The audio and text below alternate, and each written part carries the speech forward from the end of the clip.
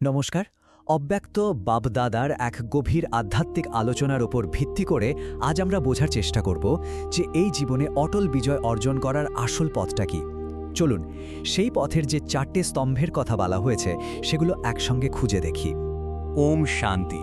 তো এই পবিত্র ধ্বনি দিয়েই আজকের আলোচনাটা শুরু করা যাক।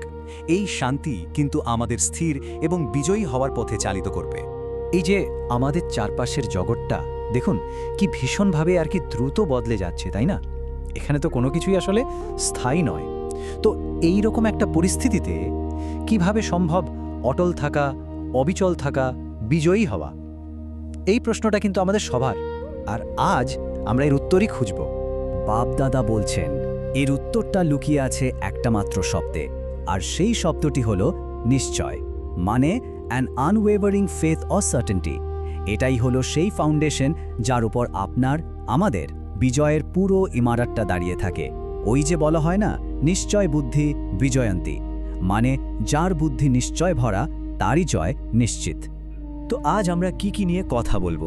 প্রথমে দেখব বিজয়ের আসল ভিত্তিটা কি, তারপর এর যে 4টে পিলার বা স্তম্ভ আছে, বাবা, স, ড্রামা আর পরিবার, সেগুলো বুঝব। আর একদম শেষে আমরা জানব যে বিজয়ী হওয়ার পর আমাদের কাজটা কি, মানে কি করে একজন বরদাতা হয়ে ওঠা যায়। তাহলে চলুন একদম গোড়া থেকে শুরু করি। বিজয়ের মূল ভিত্তিটা কি? সূত্রটা না ভীষণ সহজ, যার বুদ্ধি নিশ্চয়ে একদম স্থির তারই বিজয়। ব্যাস, এটাই হলো আধ্যাত্মিক সাফল্যের, বলতে পারেন, স্টার্টিং পয়েন্ট। এখন এই নিশ্চয়ের প্রথম দুটো স্তম্ভ হলো আমাদের ভেতরের ব্যাপার, মানে এগুলো আমাদের ভেতরের শক্তিকে জাগায়।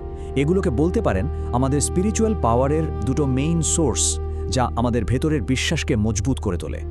প্রথম স্তম্ভটা হলো বাবার প্রতি একদম অটুট বিশ্বাস, মনে কোনো কিন্তু বা যদি না রেখে এটা মেনে নেওয়া যে উনি যে পথ দেখাচ্ছেন সেটাই একমাত্র পথ। আর দ্বিতীয় স্তম্ভটা হলো স, মানে নিজের উপর বিশ্বাস। আমি কে? এই প্রশ্নটার গভীরে গিয়ে বোঝা যে আমি সেই আত্মা যাকে বাবা স্বরাজ্য আর সমানের অধিকার দিয়েছেন। আর দেখুন বাপদাদা কি দারুণ একটা কথা বলেছেন, এক একটা সমান যদি স্মৃতিতে আনো তো কত নেশা জাগে। ভাবুন একবার, নিজের এই যে আসল পরিচয়, এই যে ডিভাইন সেলফ রেসপেক্ট, সেটা যখনই আমাদের মনে থাকে তখন একটা অন্যরকম আধ্যাত্মিক নেশা, একটা শক্তি কাজ করে। আর এই শক্তিটাই কিন্তু আমাদের যে কোনো পরিস্থিতিতে স্থির রাখে। আচ্ছা, ভেতরের বিশ্বাস তো না হয় শক্তপোক্ত হলো, কিন্তু আসল পরীক্ষাটা তো বাইরের দুনিয়ায়, তাই না? এবার আমরা সেই দুটো স্তম্ভের দিকে যাব যেখানে আমাদের থিওরিকে প্র্যাকটিক্যালে আনতে হয়, যেখানে জ্ঞান আর বিশ্বাসকে কাজে লাগিয়ে দেখাতে হয়। তৃতীয় স্তম্ভটা হলো জীবনের এই যে ড্রামা চলছে তার উপর নিশ্চয়তা। মানে কি? ধরুন কোনো সমস্যা এলো, তখন কি করতে হবে?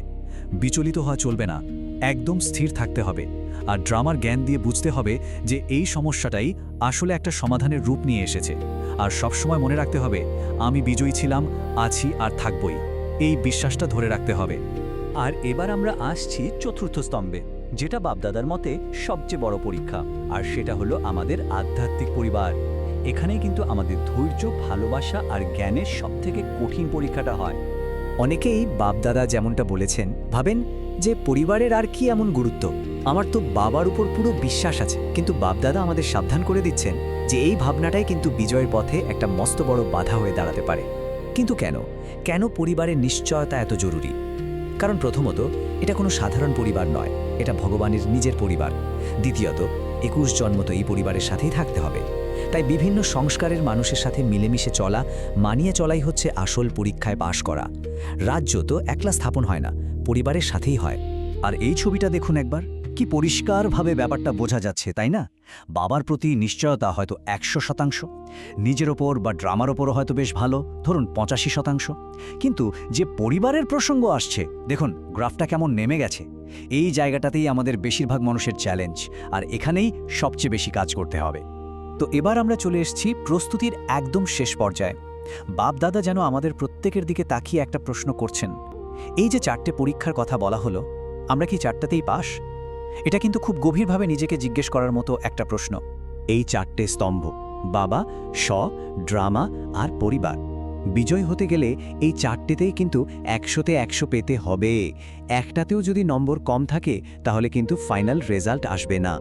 তাই বাপদাদার প্রশ্নটা খুব সোজাসাপটা এবং সরাসরি। বাবা, স্বয়ং, ড্রামা এবং পরিবার, এই 4টি বিষয়েই কি আমাদের নিশ্চয়তা একদম অটল? এই একটা প্রশ্নই আমাদের প্রস্তুতির আসল অবস্থাটা আয়নার মতো দেখিয়ে দেয়। আচ্ছা, যখন কেউ এই 4টি স্তম্ভে বিজয়ী হয়ে যান, তখন কি তার দায়িত্ব শেষ হয়ে যায়? না, বরং একটা নতুন অধ্যায় শুরু হয়। বিজয়ের পরের ধাপটা হলো একজন বরদাতা হয়ে ওঠা। বাপদাদার যে বরদান সেটা হলো বিধাতার সাথে সাথে বরদাতা হয়ে সকল আত্মাতে বল ভরে হৃদয়বান ভব। এর মানেটা কি? মানে হলো শুধু জ্ঞান বিতরণ করলেই হবে না, নিজের শুভ ভাবনা, নিজের শক্তি দিয়ে অন্য আত্মাদের মধ্যেও শক্তি ভরতে হবে, হৃদয়টাকে অনেক বড় করতে হবে। আজকের এই পুরো আলোচনার সারমর্মটা কিন্তু এই একটা লাইনেই লুকিয়ে আছে।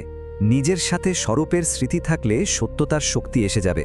মানে আমাদের আসল পরিচয়, আমাদের যে আত্মিক স্বরূপ, সেটার স্মৃতি বা অ্যাওয়ারনেসই হলো সমস্ত শক্তির উৎস। তাহলে চলুন আজকের এই আলোচনাটা শেষ করি একটা প্রশ্ন দিয়ে। নিজেদেরকে প্রশ্ন করার পালা। এই যে 4টে স্তম্ভের কথা আমরা শুনলাম, এর মধ্যে কোনটা আমাদের সবচেয়ে দুর্বল বলে মনে হচ্ছে? আর সেই দুর্বল স্তম্ভটাকে একটু শক্তিশালী করার জন্য আজই আমরা কোনো একটা ছোট্ট স্টেপ নিতে পারি।